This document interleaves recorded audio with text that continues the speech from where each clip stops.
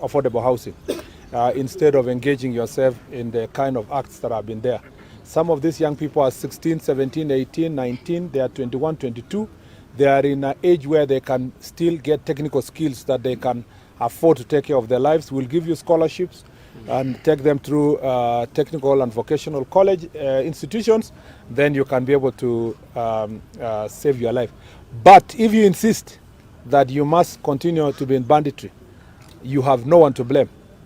I want to ask parents who know their children are involved in banditry to do everything possible now when there is that olive branch to persuade their children to take the safest peaceful means by surrendering guns and taking the pen instead, by surrendering guns and engaging in affordable housing instead, because His Excellency the President have put in programs that can be able to assist the young people.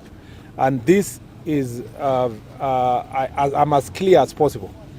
Because also of the brief that I got from the security team, we are aware that there are some few elements that are operating especially in this Marakwet East and West. Some of them are teachers, some of them are contractors. They are the ones that go all the way to our border with South Sudan, with Uganda, with Ethiopia in Todonyang and those areas, and they have some network of criminals that buy guns and they supply ammunitions. They know themselves, and the law will catch up with them. Again, I want to give them this olive branch. Surrender yourself to the police before it is too late, because you can fool some people sometimes, but you cannot fool all the people all the time. Unfortunately, as I said before, as a cabinet secretary, I don't condone this behavior, both when I was a senator and now that I'm a cabinet secretary. So you have an opportunity to present yourself, and we know you. I want to tell those professionals in Kapsawar who are harboring criminals to come and have a safe haven, to quickly run, and you can only run to a place of justice. Those who are in Eldoret, those who are in Iten, those ones who are operating from Trans Nzoia, those who are supplying ammunition, selling them to our young people to cause havoc. I am giving you opportunity to take the shortest time now to make sure that you run away. I'm encouraging, we are now going to a campaign period. I'm encouraging politicians, including my colleagues who are here, whom we've served together, and also those who are aspiring especially, to tell them that violence is not going to be the route to election. You need to choose quickly to do the right thing. And I am glad that DIG is here, and IG is already at the venue where we are going. I have told them they don't need my consent. I don't want to know the people they are pursuing. I don't even want to know their names, so that in case there are people I know, I don't want to interfere in any way. I have told them that take the necessary legal and constitutional processes to make sure that we end banditry in Elgeyo Marakwet once and for all. And I am glad that they have asked me this question more than once, to say, Mheshimiwa, we have a problem of some characters who are buying the ammunitions and the guns and hiding behind their professions and businesses. And I've told them, in the past, the people have told us, deal with these people, and you deal with them. I will not interfere, and I will not bother. I don't even want to know their names. What I want to know is that banditry is sorted in Elgeyo Marakwet County, Baringo, West Pokot, and the entire Kerio Valley and Upper Eastern Belt. The other problem that comes to now banditry in Elgeyo Marakwet is alcohol, drug abuse, and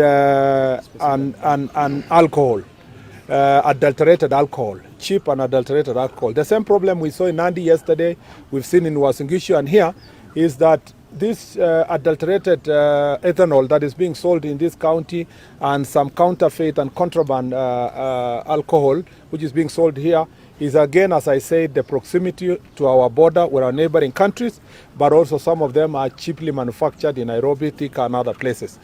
I have said, and I want to repeat, the hard drugs that are in this county and alcohol cannot have been possible without the laxity of the police officers and the laxity of the chiefs. There is no place pombe inauzwa, hakuna mahali pombe inauzwa na bangi inauzwa penye chief ajui pamoja na OCS na assistant chief. Hao wote wana collude kuhakikisha kwamba hii biashara thrive. And there are some police officers who are in operation area, especially Kerio Valley, who are the ones who are bringing hard drugs to young people in Kerio Valley. And we have said, again, I've told the IG to take all the necessary measures to make sure that all these officers are sorted and taken care of in terms of disciplinary processes that are required. So you will be seeing a number of operations that will take place here, not for the banditry now, but for the alcohol. And I want those distributors and the people who are selling alcohol, which is now affecting the entire county, it's not just one corner, is also going to be dealt with. Other than that, we have another problem of land issues. I have asked the county commissioner and the regional commissioner to find ways of calling barazas to help communities solve their problems. I will also go and engage the lands department to expedite, and this they should work with county government to expedite issuance of title deeds to avoid future fights. And these are cross-cutting the county between clans and communities fighting over land. Our forest cover here is one of the highest in the country, but it's being depleted by a collusion of forest officers and also some people who destroy forests. Part of the reason why Mbobut Forest is some thugs are hiding inside is because we don't have the presence of KFS. And I'm going to engage the ministry responsible. We need to have proper presence of KFS in the entire forest in Cherangani Hills so that we can protect it. We can no longer ignore that if we deplete our forests, there will be war between those who live below and those who are up there, because everybody will be crying for water. You know, our water is getting depleted, the resources are being depleted. We must take care of our forest, and that is something that we must deal with.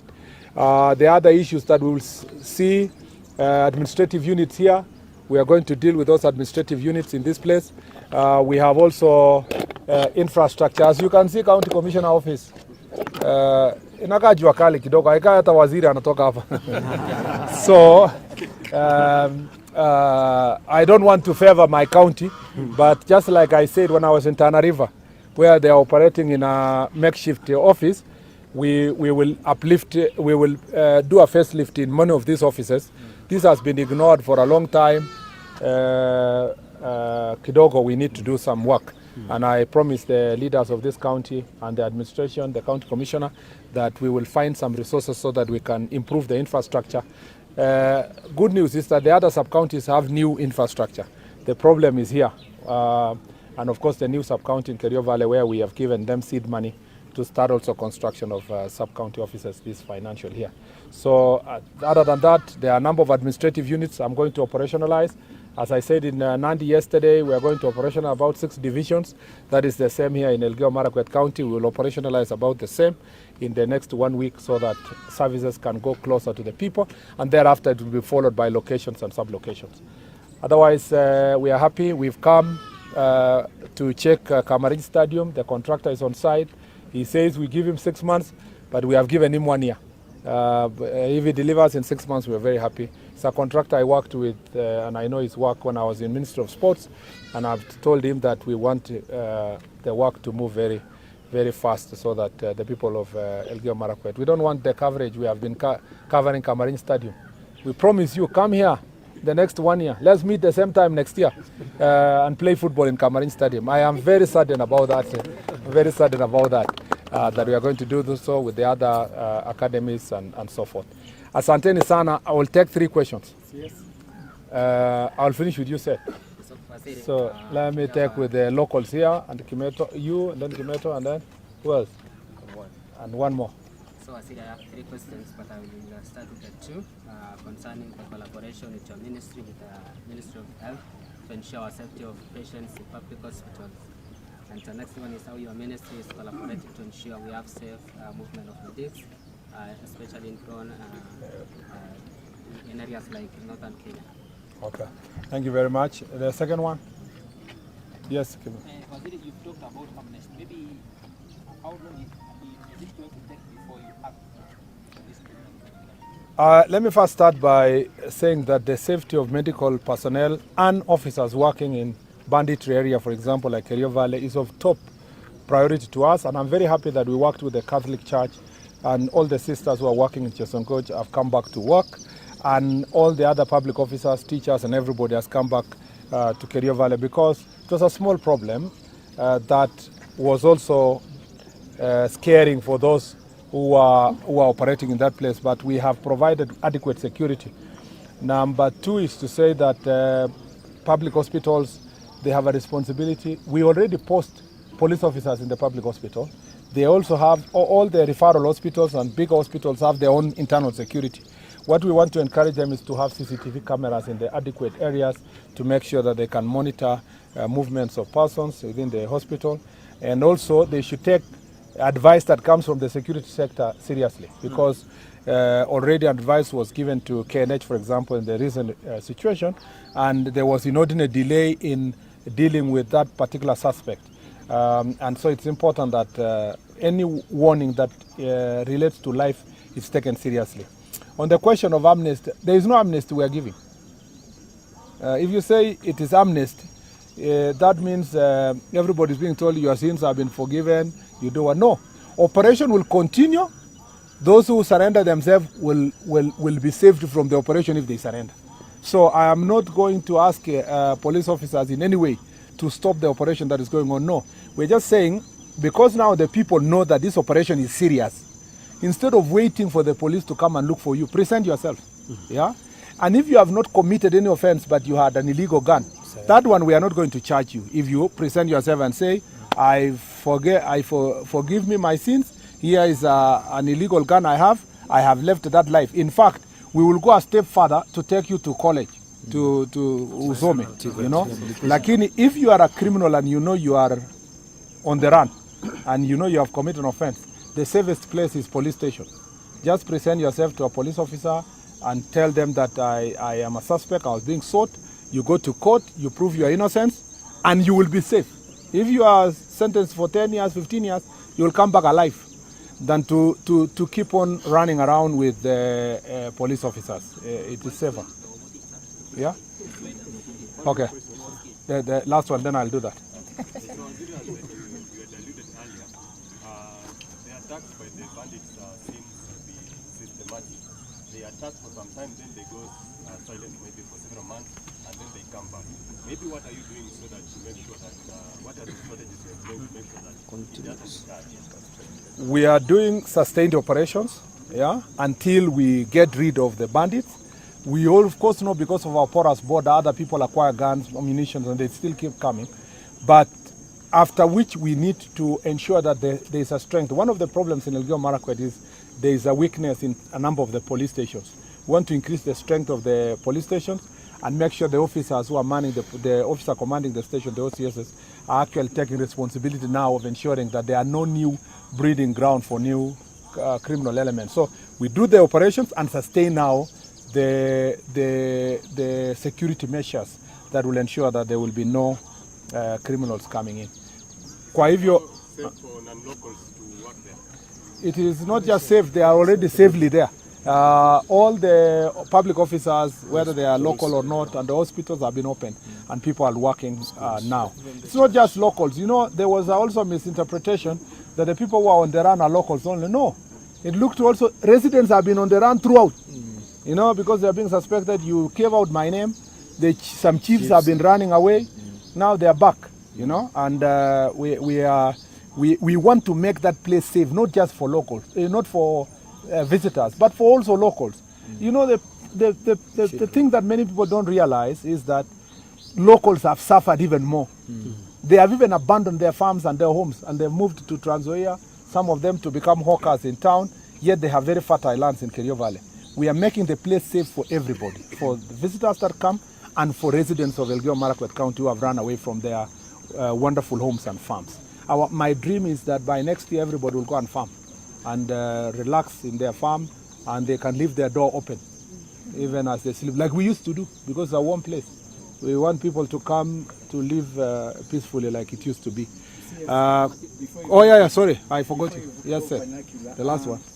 There's the issue about the Catholic Church.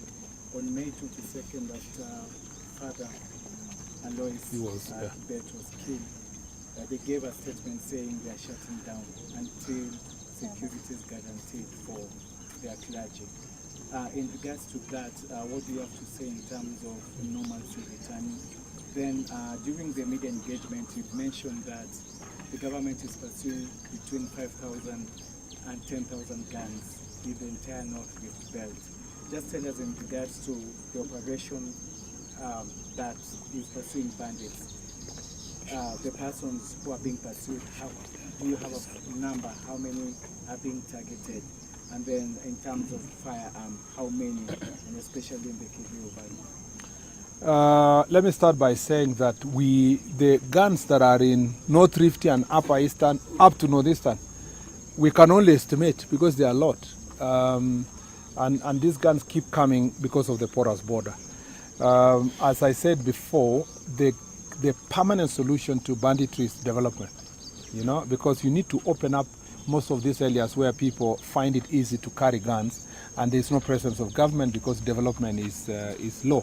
That's why roads being done in North Rift, water, education is extremely important for people to feel like they have something to protect and not to steal livestock from their neighbors. Even as we go there, most of the operation that we are doing is to pacify.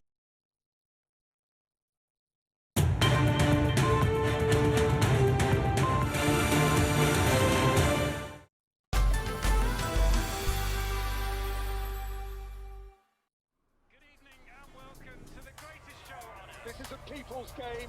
They will be bubbling about this one for weeks and months